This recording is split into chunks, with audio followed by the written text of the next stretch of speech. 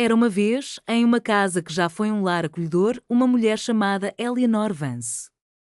Ela sempre acreditou que criar filhos era uma forma de garantir apoio na velhice.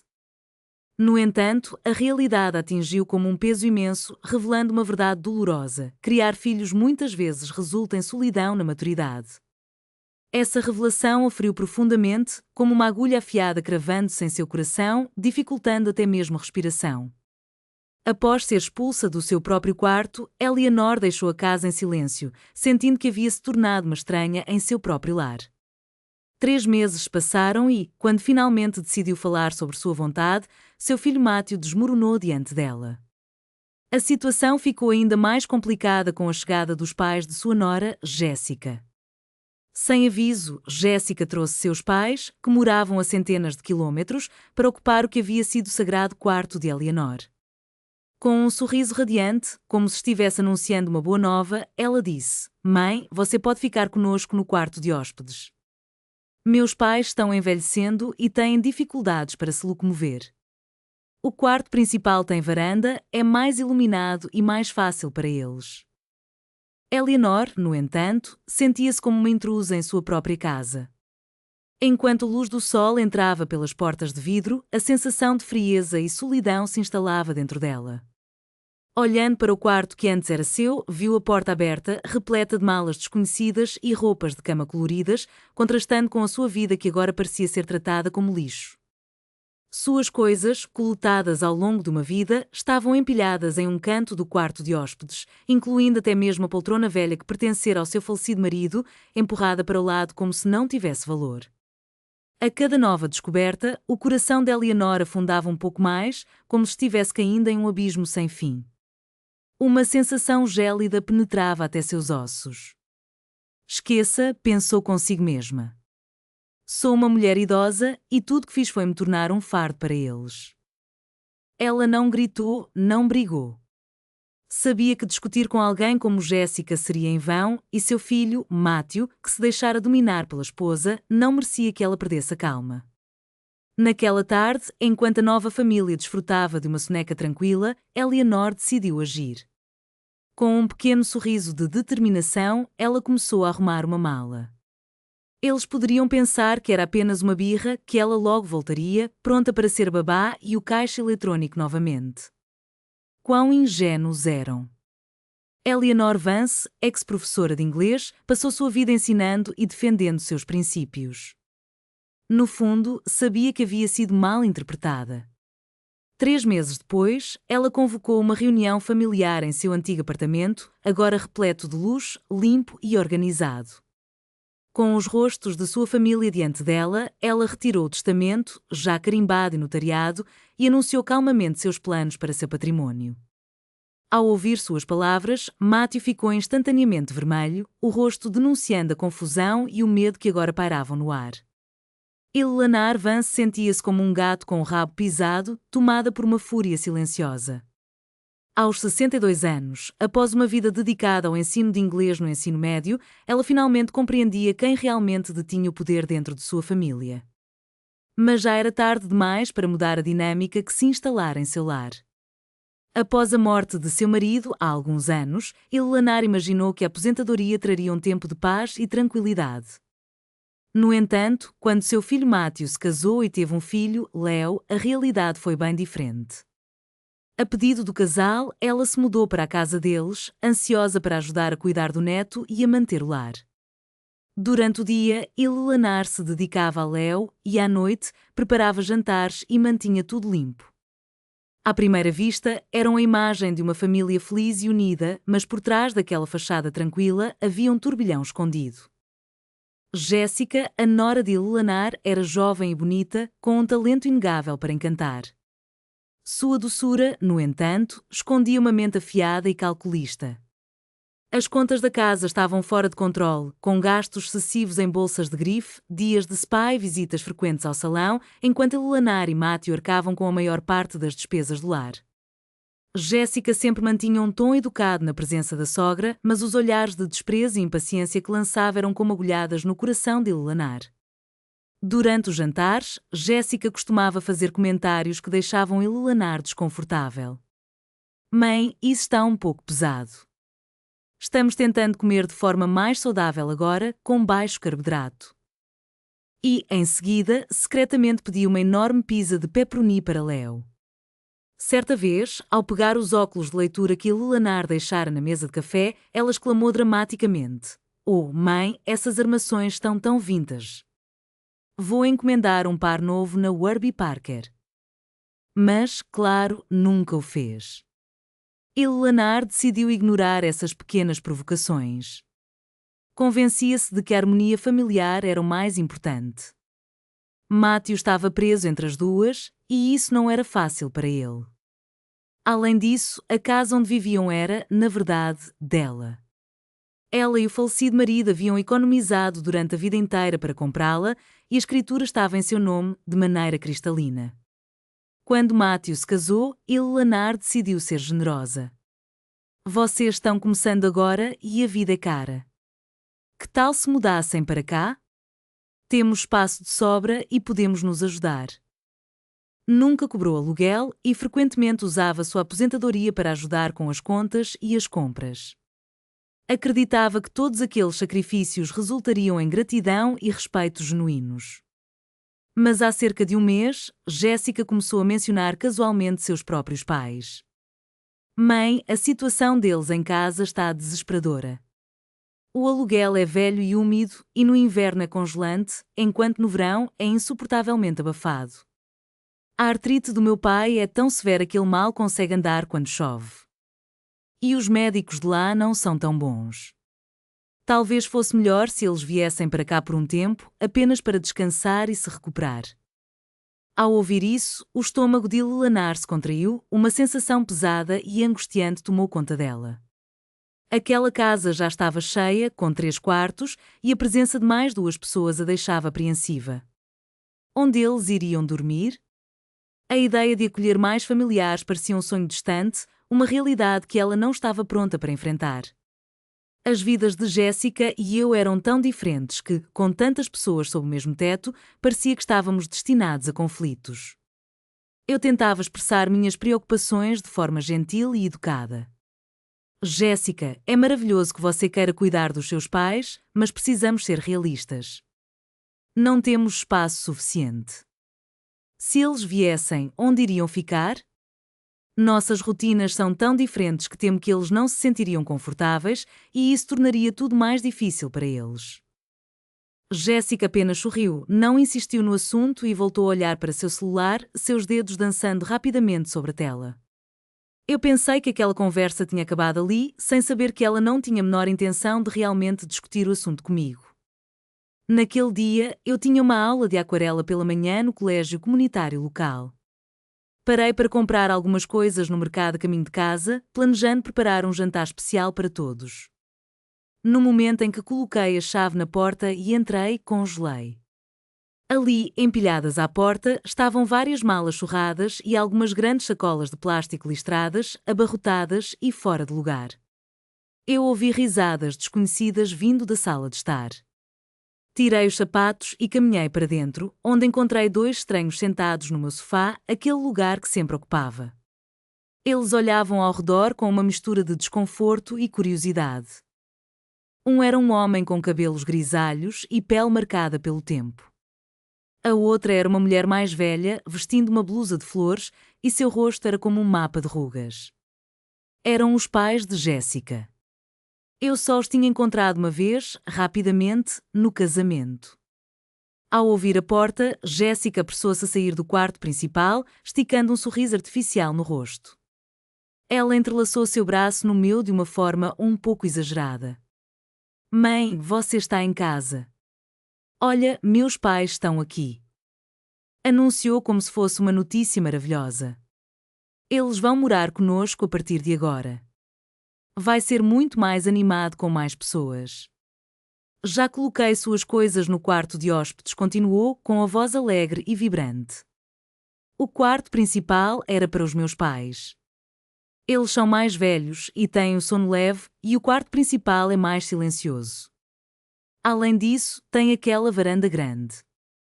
As palavras de Jéssica eram nítidas e cada uma delas cravava-se em mim como um prego. Aquilo não era uma conversa, era uma tomada de poder. Não havia espaço para negociação. Olhei por cima do ombro dela, em direção à porta entreaberta do meu quarto. Minha penteadeira, que eu usara por mais de uma década, havia sumido. Em seu lugar, havia um estranho termos e vários frascos de remédios. A orquídea que eu cuidara com tanto carinho por anos estava enfiada em um canto, substituída por uma planta falsa que eu nunca tinha visto antes. Meus livros, meus álbuns de fotos da família e as poucas recordações do meu falecido marido estavam todos brutalmente espremidos no pequeno e triste espaço do quarto de hóspedes, como um grupo de refugiados sem lar. Meu filho, Matthew, ficou atrás de sua esposa, seus olhos vagando por todos os lugares, exceto em mim. Ele torcia as mãos e seus lábios tremiam antes de finalmente murmurar: Mãe, Jess só está tentando ajudar. Ajudar? Como isso poderia ser ajudar? Era um dia ensolarado, mas dentro de mim havia uma tempestade. Enquanto ouvia as palavras de Jéssica, uma sensação gélida subia de meus pés, tomando conta do meu coração e invadindo minha mente. Aquela tomada de espaço, tão arrogante e desrespeitosa, sendo tratada como um ato nobre, me fez sentir uma raiva corrosiva no estômago, como um ácido que queimava e dificultava a minha respiração. Mas não deixei que essa fúria explodisse. Respirei fundo, segurei o ar por um instante e, lentamente, deixei sair, tentando domar o vulcão de emoções que rugia dentro de mim. Discutir com Jéssica seria em vão, ela me retrataria como uma sogra mesquinha e irracional. E enfrentar Matthew seria ainda pior, pois ele se encolheria, buscando abrigo atrás da esposa. No fim das contas, aquela casa se tornaria um campo de batalha e eu seria a única a perder. Olhei para Jéssica com calma, desvencilhei meu braço de seu aperto e, de forma direta, disse: Entendi. Em seguida, caminhei em silêncio até a porta do quarto de hóspedes, que parecia um portal separando dois mundos distintos. Do lado de fora, risadas de Jéssica e sua mãe ecoavam, enquanto discutiam animadamente sobre quais cortinas novas deveriam comprar e que flores plantar na varanda, como se aquele espaço sempre tivesse pertencido a elas. Dentro daquela porta, meu mundo estava em caos, desmoronando sob a pressão da minha expulsão. Meus pertences estavam empilhados de qualquer jeito em um canto. Algumas roupas que costumava usar estavam amontoadas na cama. Os velhos livros que meu marido me deixara jaziam no chão, com as páginas amassadas. Um porta-retrato havia caído, com o vidro trincado em um canto. Era uma foto de nós dois, jovens e sorridentes. O brilho do sorriso dele ainda era tão nítido, e meu coração doía como se aquele vidro quebrado estivesse-me cortando por dentro. Matthew apareceu na porta, as mãos trêmulas e os olhos cheios de desculpas silenciosas. Mãe, não fique brava, Jéssica só. Ele tentou justificar, mas sua voz soava fraca, sem confiança. Não me virei. Interrompi-o com um tom frio, não precisa dizer nada. Eu entendo. E, de fato, entendia. Como não poderia? Compreendia o egoísmo de Jéssica e suas manobras. Ela não me respeitava como sogra e muito menos reconhecia que eu era a verdadeira proprietária daquela casa. Também percebia a covardia e fraqueza de meu filho. Diante da esposa dominadora, ele não tinha coragem de pronunciar uma única palavra. Não há dor maior do que um coração que se entrega. E, uma vez que isso acontece, até mesmo discutir se torna inútil. Naquele dia, percebi que a maior distância do mundo não é entre a vida e a morte, mas sim quando estamos diante de um filho que acha natural entregar seu espaço à mãe da esposa. Naquela tarde, enquanto Jéssica mostrava animadamente a vizinhança para seus pais, Matthew encontrou uma desculpa para escapar. Provavelmente foi a um bar esportivo assistir ao jogo, qualquer coisa para fugir da realidade que permitiu que acontecesse. Fechei a porta do quarto de hóspedes e comecei a arrumar minhas coisas em silêncio. Não levei muito, apenas o que era mais importante para mim. Aquela casa, que um dia foi um porto seguro, agora se transformava em uma prisão. Enquanto olhava ao redor, percebi que o que levava comigo era pouco. Minha carteira de motorista, passaporte, cartões bancários, algumas joias e aquela moldura com vidro trincado que eu envolvi cuidadosamente em uma camisa.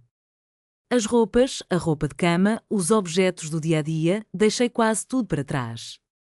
Que eles fiquem com isso. Era mais fácil assim evitar o trabalho de lidar com cada item que me lembrava do passado. Peguei meu celular e disquei o número da minha irmã, Carol.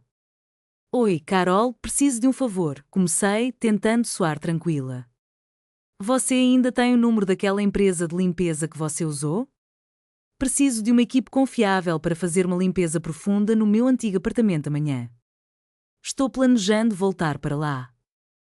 A voz dela hesitou do outro lado da linha e logo pude sentir a preocupação. Eleanor, o que aconteceu? Você e a Jéssica brigaram? Não é nada sério. Só preciso de um pouco de paz, respondi, tentando evitar a verdade. Não queria que ela se preocupasse. Não se deve expor a sujeira da família. Após desligar, liguei para o serviço de limpeza e combinei os detalhes. Com tudo resolvido, agarrei minha pequena mala de mão, pronta para deixar aquela casa que parecia me sufocar. Ao entrar na sala, vi Jéssica e seus pais voltando do supermercado, as mãos cheias de sacolas, rindo e conversando. Quando Jéssica me viu com a mala, seu sorriso se congelou. Rapidamente, uma expressão falsa se espalhou pelo rosto dela. Mãe, para onde você está indo? Porque está tudo arrumado?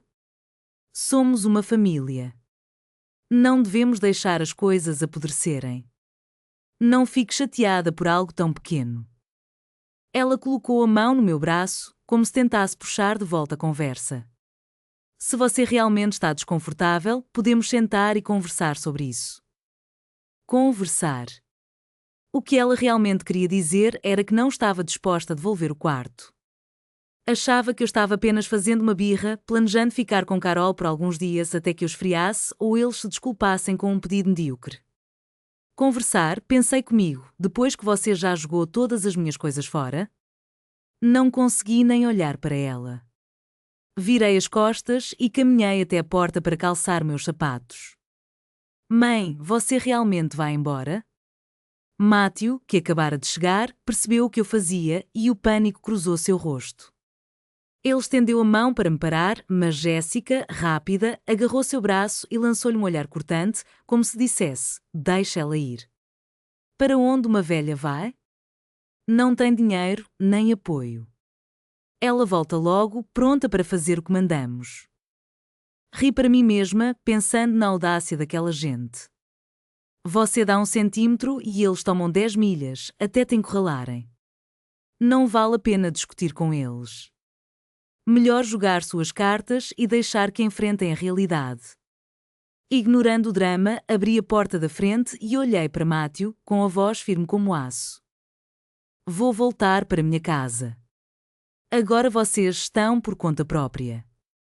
Sem olhar para trás, caminhei em direção ao elevador, determinada a retomar o controle da minha vida.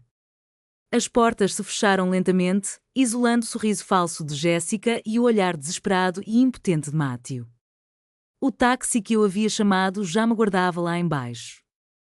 Ao entrar no carro e observar as ruas familiares se desfazerem em borrões pela janela, não derramei uma única lágrima. Em vez disso, uma incrível sensação de alívio e liberdade tomou conta de mim. Era como se eu, uma prisioneira, tivesse finalmente rompido as correntes pesadas e estivesse vendo o sol pela primeira vez. Não há tristeza como a de um coração que se entregou. Mas talvez isso fosse algo bom. Quando o coração desiste, a dor cessa. O que resta é uma calma fria e clara. Havia tomado minha decisão. Não havia mais volta. Meu antigo apartamento ficava no lado oeste da cidade. Era uma unidade que minha escola havia-me oferecido antes do meu casamento e que depois comprei.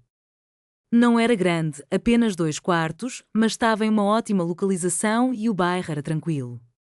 Estava vazio há anos, coberto por uma grossa camada de poeira e o ar estava empoeirado. No dia seguinte, o serviço de limpeza chegou pontualmente. Trabalharam arduamente o dia todo e, ao cair da noite, o lugar estava impecável. Abri todas as janelas, deixando o ar fresco e a luz do sol entrarem, expulsando a poeira e a escuridão. Observando meus móveis antigos, embora ultrapassados, mas repletos de memórias de quando meu marido e eu escolhemos cada peça, senti uma paz há muito perdida. Ali era o meu verdadeiro lar. Sem sorrisos falsos, sem jogos manipulativos e sem a pressão sufocante. Reorganizei os móveis, coloquei a foto do meu marido na mesa de cabeceira, onde pudesse vê-la, e coloquei a orquídea, que havia sido negligenciada, em um peitoril ensolarado. A vida finalmente parecia voltar aos trilhos. Comecei a planejar minha aposentadoria real, me inscrevi em uma aula de aquarela que sempre quis fazer na faculdade comunitária. Todos os dias eu pintava, acalmando minha mente. Fui-me encontrar com alguns colegas professores aposentados. Caminhávamos no parque ou nos encontrávamos em um café, apenas conversando e rindo. A vida tornou-se fácil, relaxada e confortável. À noite, preparava uma xícara de chá e assistia à televisão ou lia algumas páginas de um livro. Quando sentia sono, ia para a cama e dormia profundamente até manhã. Meu corpo todo se sentia mais leve. A insônia e a pressão no peito que costumavam me incomodar haviam simplesmente desaparecido. Tudo isso sem qualquer medicação. Nos primeiros dias, Mátio ligava, sua voz hesitante. Mãe, você está bem por aí? Quando você pensa em voltar? Eu sempre respondia com a mesma calma. Estou muito confortável em minha própria casa. Não precisa se preocupar comigo. Cuide-se e certifique-se de que está olhando pelo Léo. Minha voz era suave, mas firme. Meu tom não deixava espaço para negociação.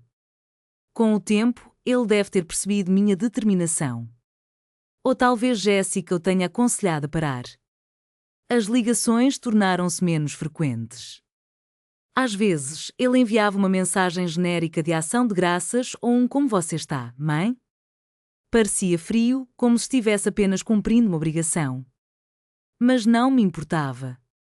Durante muito tempo, eu acreditava que a felicidade na velhice se resumia a girar em torno dos filhos e netos, preocupando-me constantemente com eles. Contudo, com o passar dos dias, percebi que a verdadeira felicidade estava em ter dinheiro na conta, gozar de boa saúde e levar uma vida tranquila e pacífica. O mais importante, no entanto, era não ter ninguém ao meu redor capaz de arruinar meu dia sem esforço. Minha vida estava em um estado de serenidade, mas do lado deles, Jéssica estava claramente começando a entrar em pânico. Ela provavelmente imaginava que uma velha vivendo sozinha em pouco tempo seria dominada pela solidão, ou que eu não conseguiria lidar com as tarefas do dia-a-dia e voltaria chorando para casa. Mas um mês passou e não só não voltei, como também não liguei para pedir ajuda ou fazer uma reclamação. A armadilha que ela montara falhara completamente, e agora a ansiedade tomava conta dela. Primeiro, fez com que Mátio me ligasse, tentando sondar a situação e me persuadir a voltar. Quando não conseguiam me convencer, ela decidiu entrar em ação e me ligou pessoalmente. Ao atender, percebi que sua voz estava carregada de uma preocupação ensaiada. Mãe, não nos sentimos confortáveis com você vivendo sozinha. E continuou, o Léo pergunta sobre a vovó todos os dias. Eu apenas fiz um som neutro, evitando a isca que ela lançava. Ela hesitou e eu percebi a irritação começando a se infiltrar em sua voz. Mãe, com meus pais aqui, as despesas aumentaram bastante. Quando você morava conosco, você ajudava, mas agora a raposa estava mostrando o rabo. Jéssica seguiu, insinuando pesadamente. A perna do meu pai. O médico disse que ele precisa de fisioterapia e as coparticipações estão acumulando, além das taxas do futebol do Léo. As coisas estão realmente apertadas agora. Era tudo sobre uma coisa, ela queria que eu lhes desse dinheiro. Eu ri silenciosamente, mas minha voz permaneceu firme. Ah, é mesmo? Então vocês dois vão ter que aprender a gerenciar melhor o orçamento. Jéssica provavelmente não esperava essa resposta. Ela ficou atordoada por um segundo, mas logo sua voz se tornou dura. Mãe, eu só quero dizer que você tem uma boa aposentadoria. Não pode nos ajudar um pouco? Afinal, somos família, você precisa pensar no quadro geral. Família? Repeti a palavra, com minha voz transbordando de ironia. Quando você trouxe seus pais para morar com vocês, tomou o meu quarto e me jogou no quarto de hóspedes como se eu fosse um pedaço de lixo. Você pensou em família então? Pensou no quadro geral? Eu não deixei que ela tivesse a chance de se defender. Fui direto ao ponto. Jéssica, minha aposentadoria é fruto de uma vida de trabalho árduo. É a segurança da minha velhice e é suficiente para eu viver. Se você teve a liberdade de trazer seus pais para viverem com você sem a minha permissão, então deve arcar com as responsabilidades que isso implica. Você não me consultou naquela hora, então não espere que eu pague pelas suas decisões agora. Assim que terminei, desliguei o telefone. Ouvindo o sinal de descagem, soltei um longo suspiro. Eu costumava ser a mãe poderosa, mas agora, aos olhos deles, eu era apenas um caixa eletrónico ambulante. Bem, que pena para eles. A partir de agora, esse caixa eletrónico serviria apenas a um cliente, eu mesma. Quando Jéssica percebeu que suas tentativas de ser gentil não funcionavam, rapidamente decidiu adotar táticas mais sombrias. Era um movimento que ela costumava fazer: espalhar rumores e difamar-me pelas costas. Alguns dias depois, as ligações de parentes começaram a chegar. Foi a tia Patty, irmã de Matthew, que ligou com um tom de reprovação. Eleanor, o que está acontecendo? Ouvi que você teve uma briga com as crianças e se mudou. Matthew e Jéssica não estão tendo vida fácil. Você sabe, você é mãe. Precisa ser mais compreensiva. Não pode simplesmente discutir com sua nora assim. Depois, foi a vez da filha da minha prima distante, que ligou sussurrando. Tia, Matt me contou que Jéssica não pensou bem nas coisas. Não leve isso para o lado pessoal. Você é da família, podem resolver isso. Estamos todos preocupados com você morando sozinha. Por trás de todas aquelas palavras, a mensagem era clara. Eu, a sogra, era a culpada. Intolerante, fria e mesquinha. Haviam-me pintado como a vilã da história, alguém que explodira por causa de uma pequena coisa e abandonara meu filho. Ouvindo essas versões distorcidas da verdade, todas alimentadas por Jéssica, a ira crescia meu peito. No entanto, mantive a calma. Não valia a pena discutir com pessoas que não conheciam a verdade ou que faziam questão de fingir que não sabiam. Para os parentes que pareciam genuinamente preocupados, eu dizia apenas: obrigada por se preocuparem comigo. Estou muito bem. Só queria um pouco de paz e sossego. Mas para aqueles que ligavam claramente para me repreender em nome de Jéssica, eu não segurava a língua. Ah, ela não tem vida fácil, não é? E quem estava ao meu lado quando eu não tinha vida fácil? Ela deseja que os pais dela morem na minha casa. Tudo bem. Mas por que espera usar meu dinheiro para isso? O dela não é suado? Se ela é uma boa filha, por que não paga pelos seus pais? Após algumas respostas afiadas como essas, as ligações começaram a diminuir. Eu sabia que o plano de Jéssica havia falhado novamente.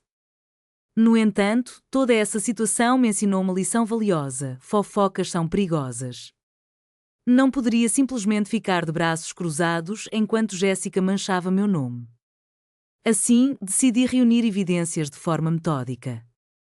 Revirei mensagens antigas, encontrando todas as vezes em que Jéssica insinuou que eu deveria pagar por suas coisas ou reclamou da minha falta de generosidade. Também liguei para uma antiga vizinha com quem ainda mantinha contato e, discretamente, perguntei como estavam as coisas na casa desde que saí. Como eu esperava, recebi uma enxurrada de informações sobre como Jéssica se queixava de mim e até se gabava sobre o dia em que teria a casa para si. Minha vizinha ainda me enviou um curto áudio que registrou de Jéssica reclamando em voz alta para alguém na entrada da garagem. Além disso, procurei um velho amigo que é advogado aposentado e pedi conselhos sobre legislação de heranças, direitos de propriedade e difamação. Não planejava processar ninguém, apenas queria entender meus direitos. Precisava me preparar, ter tudo em ordem. Era essencial que eu tivesse a capacidade de me proteger e reagir contra as mentiras deles. Se quisessem atirar lama, logo descobririam que eu não ficaria parada, aceitando tudo passivamente. O tempo voou e, de repente, já estávamos no segundo mês.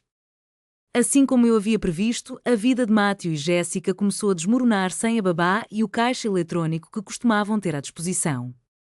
Sem a ajuda financeira que eu fornecia, suas finanças estavam em frangalhos.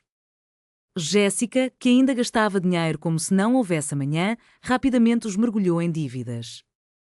A presença dos pais dela não apenas agravou a situação financeira, mas também gerou um choque cultural. Enquanto seus pais eram acostumados a dormir cedo e acordar ao amanhecer, Jéssica e Matthew passavam as noites jogando videogame ou rolando os feeds de suas redes sociais. Os pais de Jéssica preferiam refeições simples e caseiras, enquanto ela sonhava com a comida apimentada das entregas. A cada refeição, ela reclamava que a comida deles era sem graça. E, como se isso não bastasse, os pais dela eram econômicos ao extremo, sempre criticando Jéssica por seus hábitos de consumo excessivo. No início, ela tentou manter uma atitude positiva, mas essa fachada logo começou a desmoronar. Em pouco tempo, passou a desabafar com Matthew, dizendo que seus pais eram um fardo e que estavam se afundando em contas. Matthew, preso no meio desse turbilhão, estava verdadeiramente infeliz. Numa noite, ele apareceu em meu apartamento, com um ar de exaustão que me fez sentir um aperto no coração. Seus olhos estavam fundos, ele não se barbeava há dias e sua camiseta estava amassada. Assim que entrou, lágrimas brotaram de seus olhos e, com a voz embargada, ele disse: "Mãe, eu não aguento mais." Ele começou a desabafar, falando sobre como Jéssica era irredutível, como os pais dela eram difíceis e o quanto a vida se tornara estressante. Finalmente, seu desespero transbordou e ele soluçou: "Mãe, por favor, volta. Ou pelo menos me empresta um pouco de dinheiro. Não dá mais para continuar assim. A família toda vai desmoronar." Ao olhar para meu filho tão desgastado e derrotado, não pude evitar sentir um leve toque de compaixão.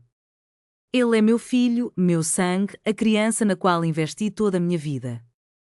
Mas, logo após a compaixão, veio a decepção e aquela frustração impotente de "eu te avisei." Eu lhe servi um copo de água e o observei beber avidamente. Então, com a voz calma, mas firme, comecei a falar. "Matthew, esse é o caminho que você escolheu. Quando Jéssica insistiu em trazer os pais dela para morar com vocês e me mandou embora, se você tivesse mostrado ao menos metade da coragem que está demonstrando agora, se tivesse posicionado e dito não, nós não estaríamos aqui. Você escolheu se calar. Você escolheu fugir. Você permitiu que sua mãe arcar com as consequências. Você deveria ter percebido que isso era como tudo isso terminaria. Você é um adulto e precisa assumir a responsabilidade por suas escolhas. Cada problema que você está enfrentando agora é resultado direto das sementes que você plantou." Fiz uma pausa, observando seu rosto pálido e atonito. "Quanto a dinheiro, eu não vou te emprestar nada, e você pode voltar e dizer à sua esposa que ela nunca verá um centavo do meu dinheiro." Os lábios de Matthew tremiam e ele parecia querer dizer algo, mas, no final, apenas baixou a cabeça, completamente derrotado. Sabia que minhas palavras eram duras, mas era uma verdade que ele precisava ouvir. Um coração mole é uma vulnerabilidade, especialmente com pessoas que estão acostumadas a pisar em você. Quanto mais suave você for, mais eles vão tirar de você. Eu não podia permitir que ele se agarrasse a qualquer esperança falsa. Após a saída de Matthew, fechei a porta e me encostei a ela, soltando um longo e pesado suspiro. Uma mistura estranha de tristeza e uma nova determinação tomaram conta de mim. Peguei meu telefone e disquei novamente para meu amigo advogado. "Olá, David. É a Eleanor Vance. Estive pensando sobre o que discutimos e gostaria de seguir em frente. Preciso elaborar um novo testamento."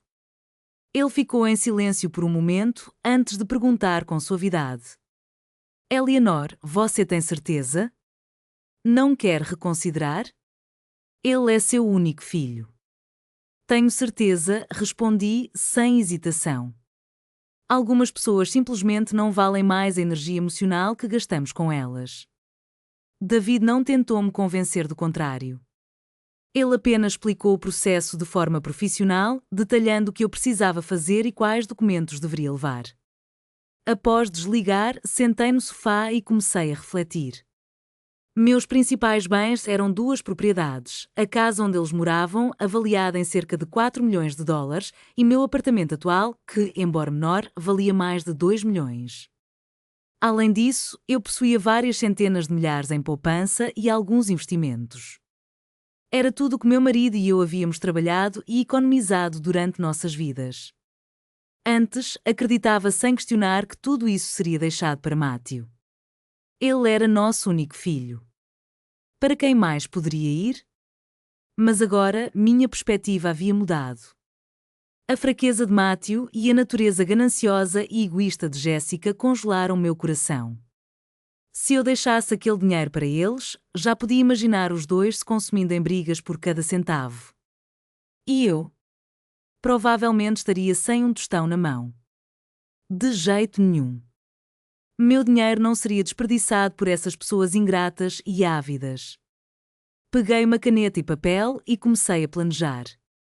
Leo, meu neto, era inocente em toda essa confusão e eu o havia praticamente criado. Amava-o profundamente. Não podia excluí-lo completamente, mas também não poderia deixar que esse dinheiro caísse nas mãos de Jessica.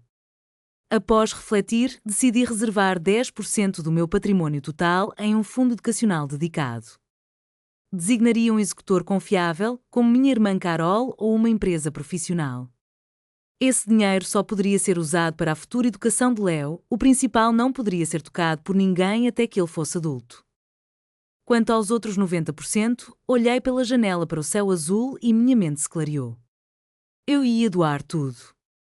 Daria para pessoas que realmente precisavam, fundando bolsas de estudo para estudantes pobres que não podiam pagar a faculdade ou para organizações que apoiam idosos abandonados, em vez de deixar para um filho que não valorizava. Queria que minhas economias fizessem uma diferença real e significativa. Assim que tomei essa decisão, senti um peso enorme saindo dos meus ombros.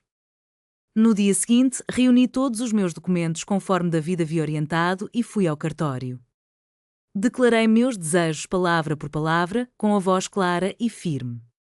Quando finalmente segurei aquele testamento notariado e legalmente vinculativo em minhas mãos, tremia levemente. Mas não era de medo ou arrependimento. Era uma sensação de tranquilidade que surgia ao assumir o controle do próprio destino. Eu fiz tudo sozinha. Não revelei a ninguém, nem mesmo à minha irmã. Esta era uma decisão que eu precisava tomar. Antes, acreditava que o sentido da vida era deixar o melhor para a próxima geração. Agora, compreendia que a prioridade deve ser viver a própria vida com conforto e dignidade. 3 meses se passaram. Durante esse período, como eu já imaginava, a situação na casa de Matthew e Jessica só piorava.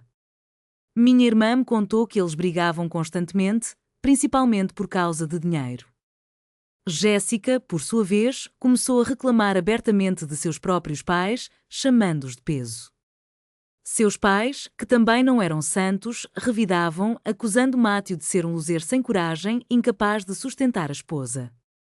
A casa se tornara um verdadeiro campo de batalha. Até o pequeno Leo, segundo Jessica, havia se tornado quieto e recluso. Era de partir o coração. Foi então, exatamente 3 meses depois, que Matthew e Jessica apareceram em meu apartamento. Desta vez, Matthew não estava chorando ou implorando. Parecia que haviam formado uma espécie de frente unida. Eles estavam ali para serem agressivos. Quando abri a porta, Jessica exibia aquele sorriso familiar de uma confiança doentia, embora eu conseguisse perceber um lampejo de ansiedade em seus olhos. Matthew ficou atrás dela, tentando se mostrar forte, com os ombros para trás, mas ainda assim evitando meu olhar. Mãe, começou Jessica, pulando as formalidades. Seu tom era exigente. Conversamos sobre isso. Este apartamento é bom para você. A casa em que estamos, você precisa transferir para o Matthew. Ela fez uma pausa, como se fosse óbvio. Depois de tantos anos morando lá e sendo a escola do Leo na mesma região, é nossa casa agora. Você deveria assinar e evitar problemas mais tarde. Olhei para eles, tão convencidos, tão cheios de direitos. Meu Deus, que falta de vergonha! Conseguiram dizer isso com uma expressão séria, tratando meu patrimônio como se fosse deles. Mas minha paciência se esgotara no momento em que me expulsaram do meu próprio quarto. Não discuti. Apenas os observei, acenei lentamente com a cabeça. Entendi o que tinham em mente. Afastei-me. Por favor, entrem. Sente-se. Na verdade, eu também tenho algo para vocês. Ao ver que eu não estava imediatamente recusando, Jéssica e Matthew trocaram olhares triunfantes. Pensaram que eu estava cedendo. Que eu iria sacrificar meu próprio bem-estar pelo bem da família ou pelo meu neto. Jéssica até ajeitou a blusa, um sorrisinho malicioso brincando em seus lábios. Preparei um chá para ambos e me sentei na poltrona em frente a eles. O único som que preenchia o ambiente era o tic-tac do antigo relógio na parede. Meus olhos e os deles se fixaram em um grande envelope manila sobre a mesa de centro. Jéssica o encarava, mas ainda se concentrava na casa. Ela tomou um gole de chá e perguntou impacientemente: Então, mãe, o que você decidiu sobre a transferência? Levantei a mão para interrompê-la. Com calma, alcancei o envelope. Meus movimentos eram serenos, enquanto observava seus rostos, que de repente se tornaram tensos. Chamei vocês aqui hoje para deixar tudo perfeitamente claro. Eu bati levemente no envelope, sentindo o peso do que estava prestes a revelar. Isto, declarei, minha voz firme e controlada, é meu testamento e última vontade, totalmente executado e notariado. Um testamento? Matthew e Jéssica exclamaram em uníssono, as expressões presunçosas que tinham antes desapareceram, dando lugar a um choque absoluto. O rosto de Matthew empalideceu. Ele se virou para Jéssica, que agora olhava para o envelope como se fosse uma cobra prestes a atacar. Porque você faria um testamento, mamãe? Matthew gaguejou, a voz trêmula. Eu sorri, mas não havia calor em meu sorriso. É parte da vida, Matthew. Quando se chega à minha idade, é sábio organizar as coisas para evitar complicações. Ainda não abri o envelope. Queria que ouvissem de mim primeiro, que assistissem à destruição de seus sonhos gananciosos, palavra por palavra, de acordo com a minha vontade. Minha propriedade total, incluindo, mas não se limitando a, fiz uma pausa e pronunciei cada palavra com clareza. A propriedade do lado leste, onde vocês residem atualmente, este apartamento do lado oeste, onde eu moro, e todas as minhas contas bancárias, investimentos, ações e títulos. Os olhos de Jéssica brilharam, ela se inclinou para frente, prendendo a respiração. Matthew engoliu em seco.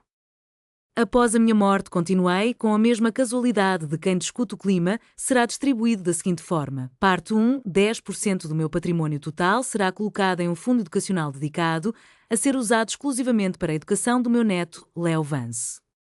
Este fundo será administrado pela minha irmã, Carol Vance, e, sob nenhuma circunstância, o valor principal poderá ser tocado por ninguém até que Leo complete 18 anos.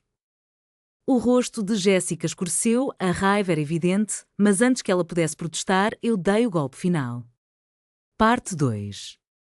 Os restantes 90% do meu patrimônio, deixei meus olhos percorrerem os rostos deles, agora pálidos e cinzentos, serão doados integralmente para os clubes de meninos e meninas da América e uma fundação local de cuidados paliativos para ajudar estudantes carentes e oferecer cuidados aos idosos.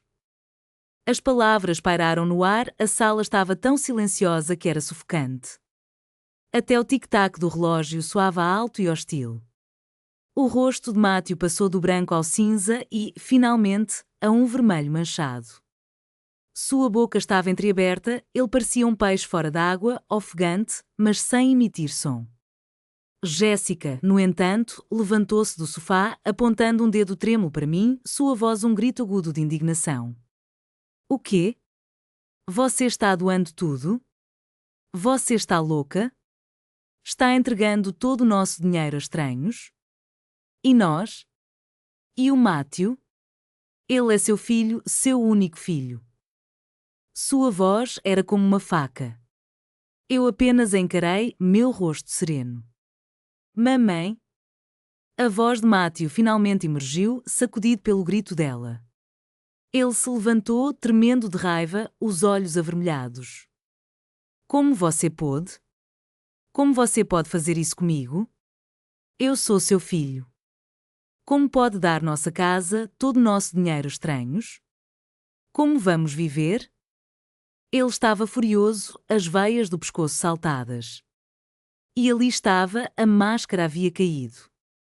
As pessoas que falavam sobre amor e família estavam agora mostrando suas verdadeiras cores. A atmosfera estava carregada de tensão naquele momento fatídico. Assim que descobriram que o meu dinheiro não iria para eles, a fachada de amor que ostentavam desmoronou, revelando a ganância crua e feia que se escondia por trás do sorriso. Em meio à histeria deles, uma estranha calma me envolveu. Era como se, finalmente, eu tivesse chegado ao fim da linha. A decepção havia-se dissipado e os gritos deles me pareceram apenas ridículos. Com as mãos trêmulas, peguei minha xícara de chá, soprei suavemente a superfície e tomei um gole. Olhei para Matthew, que tinha um ar desesperado. Como eu poderia? Deixei a xícara sobre a mesa e, com a voz baixa, mas firme, me dirigi a eles. Quando você deu o meu quarto principal, aquele onde vivi por décadas, para seus sogros e me empurrou para aquele pequeno e escuro quarto de hóspedes, você já parou para pensar na crueldade disso?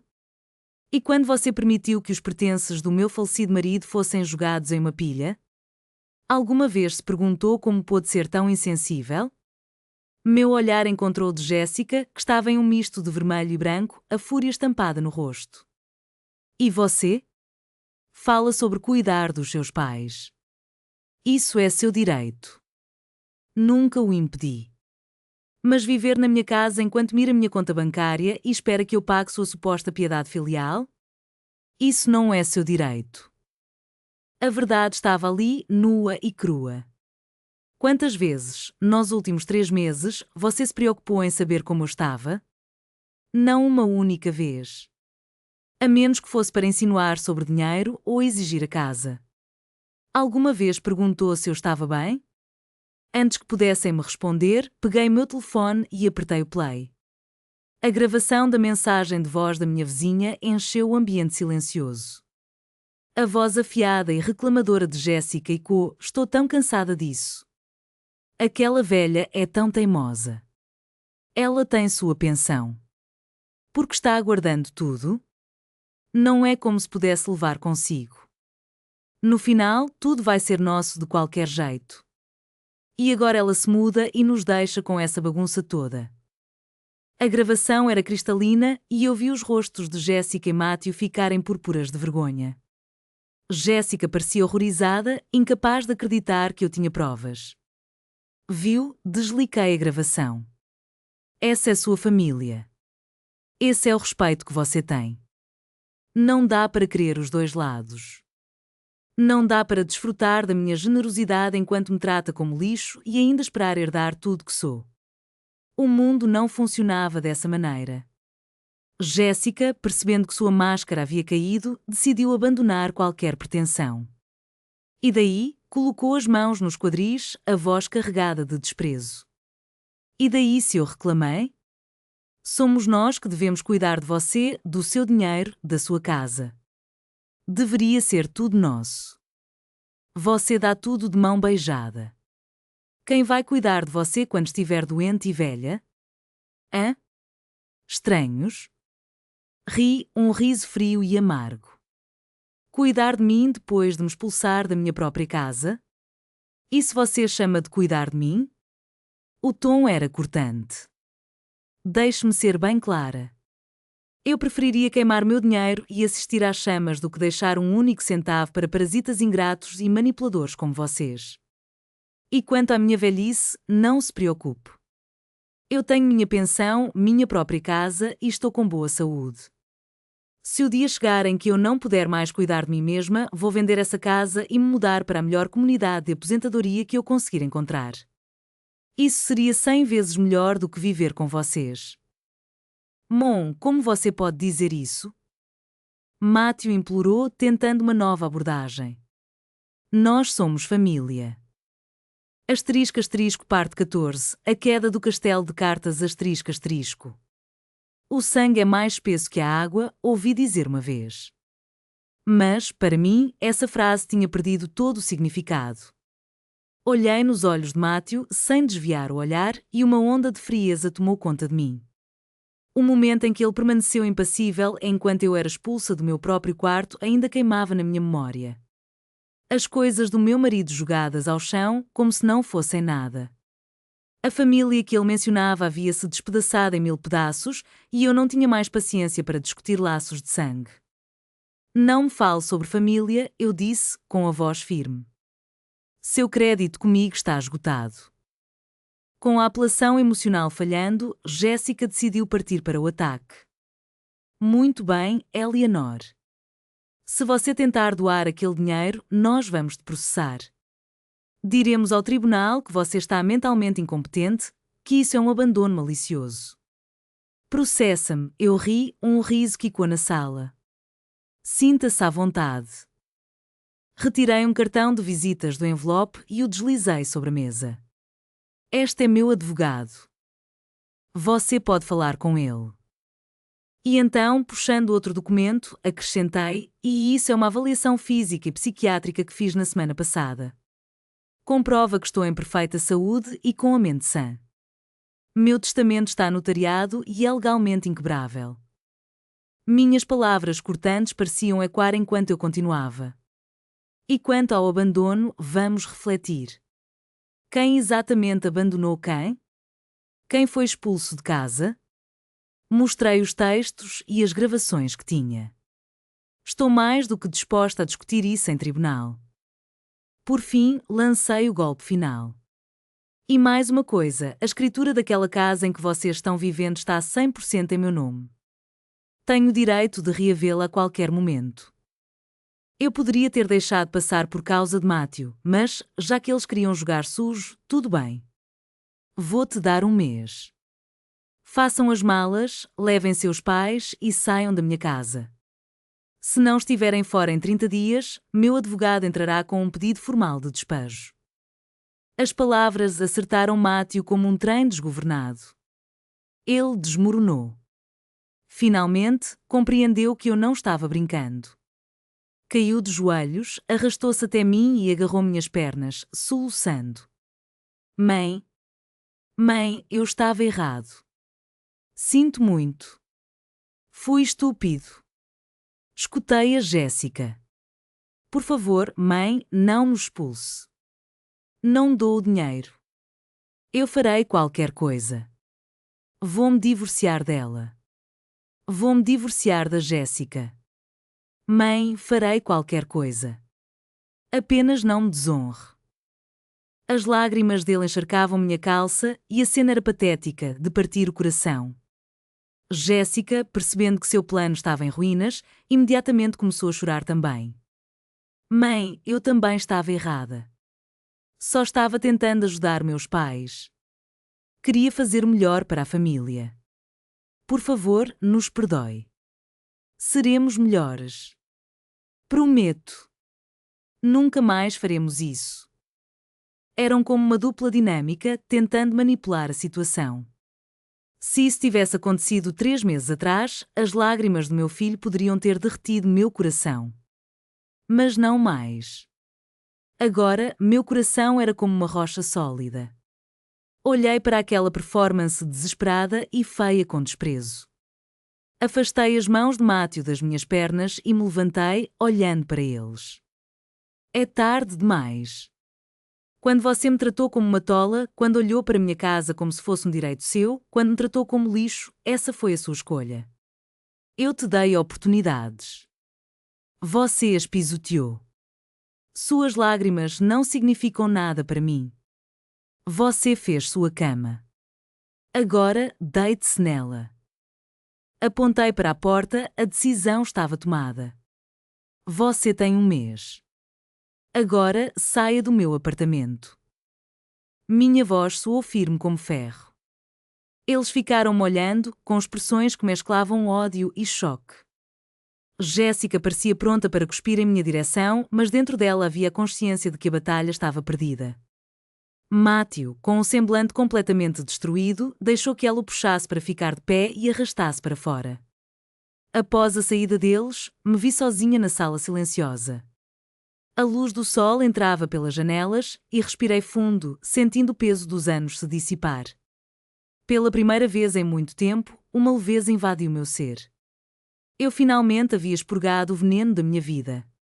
O mês se passou em um piscar de olhos, e, como era de se esperar, eles ainda estavam lá. Em vez de fazer as malas, decidiram usar os parentes como arma. Começou a cobrança emocional. Eleanor, como você pode fazer isso com seu próprio filho? Ele é seu sangue. Jéssica, pelo menos, havia aprendido a lição. Dê outra chance às crianças. Não seja tão cruel. Pense no seu neto. Desta vez, não perdi tempo discutindo. Solicitei ao meu advogado que enviasse um aviso de despejo oficial. O documento deixava claro que, se não desocupassem o imóvel até a data estipulada, ele entraria com um pedido judicial para a remoção forçada. Quanto aos parentes, bloqueei seus números. Eu estava decidida a seguir em frente. Minha vida continuou. Fui às aulas, tomei café com amigos e até postei algumas fotos no Facebook de uma viagem de fim de semana e de novas aquarelas que tinha pintado. Certifiquei-me de compartilhar imagens sorrindo, cercada de amigos felizes e saudáveis. Sabia que eles veriam. Finalmente, sob a pressão de uma ordem de despejo e a possibilidade real de um oficial de justiça bater à porta, a situação deles desmoronou. Os pais de Jéssica, incapazes de suportar os olhares dos vizinhos e o estresse acumulado, empacotaram as coisas e retornaram para o interior, agora sem o inimigo em comum, que era eu. Matthew e Jéssica começaram a se atacar mutuamente. A tensão de estarem quebrados e sem lar fez com que explodissem. Ela o culpava por ser um fraco, mamando nas tetas da mãe. Ele a chamava de monstro ganancioso que havia arruinado sua vida.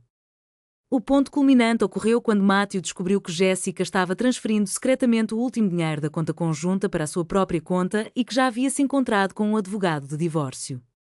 Foi então que ele percebeu que ela nunca o amou. O que ela realmente queria era o que ele poderia herdar.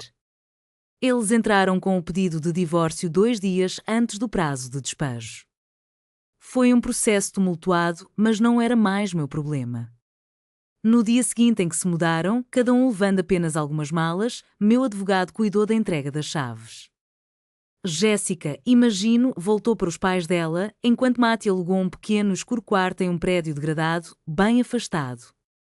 Meu advogado me perguntou o que eu pretendia fazer com a casa. Após pensar um pouco, decidi limpá-la, colocar um novo carpete e alugá-la. A renda extra tornaria minha aposentadoria ainda mais confortável. Meses depois, fui surpreendida por uma visita inesperada. Matthew apareceu à minha porta, parecendo ter envelhecido 10 anos. Estava magro, com o cabelo bagunçado e os olhos opacos. Ele ficou parado ali, apenas sussurrou: "Mãe." Decidi deixá-lo entrar. Ele se sentou nervosamente na beirada do sofá, suas mãos se entrelaçando de ansiedade. Após um longo silêncio, olhou para mim, com os olhos vermelhos e cheios de lágrimas. "Mãe", ele conseguiu dizer entre soluços. "Eu sei que errei. Me desculpe. Eu não fui um homem. Eu te decepcionei." Ele ficou ali, chorando, se desculpando repetidamente pela traição que me fez sofrer. Ao olhar para ele, meu filho, senti meu coração se amolecer um pouco. Mas eu não cometeria o mesmo erro novamente. Escutei atentamente suas palavras até que ele se calasse. Então, com minha voz firme, respondi: "Matthew, fico feliz que você entenda o que fez. Você é meu filho e isso nunca vai mudar. Eu reconheço isso. Mas não pude deixar de ser direta. O que você e sua ex-esposa fizeram destruiu a confiança entre nós. Um simples 'sinto muito' não pode consertar isso. Não se pode apenas colar um espelho quebrado e fingir que as rachaduras não existem."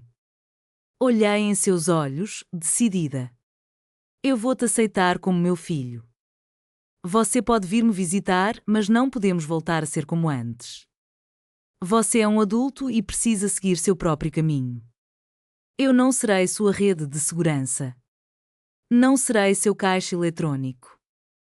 Se você conseguir amadurecer, colocar sua vida nos eixos e aprender o que realmente significa responsabilidade, talvez, com o tempo, possamos reconstruir algo.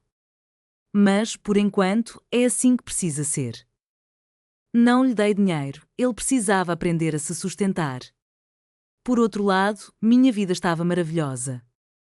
Estava ocupada fazendo um curso de história. Meus amigos e eu organizávamos encontros gastronómicos, dançávamos em linha no parque e estávamos planejando uma viagem à Flórida na primavera seguinte. Eu estava saudável, minhas finanças estavam seguras e minha mente em paz. Não havia mudado nada na minha rotina. Continuava recebendo atualizações das fundações. Ao ver fotos dos estudantes que conseguiram bolsas de estudo ou ler sobre os novos confortos oferecidos no hospice, sentia um senso de propósito que valia mais do que qualquer herança.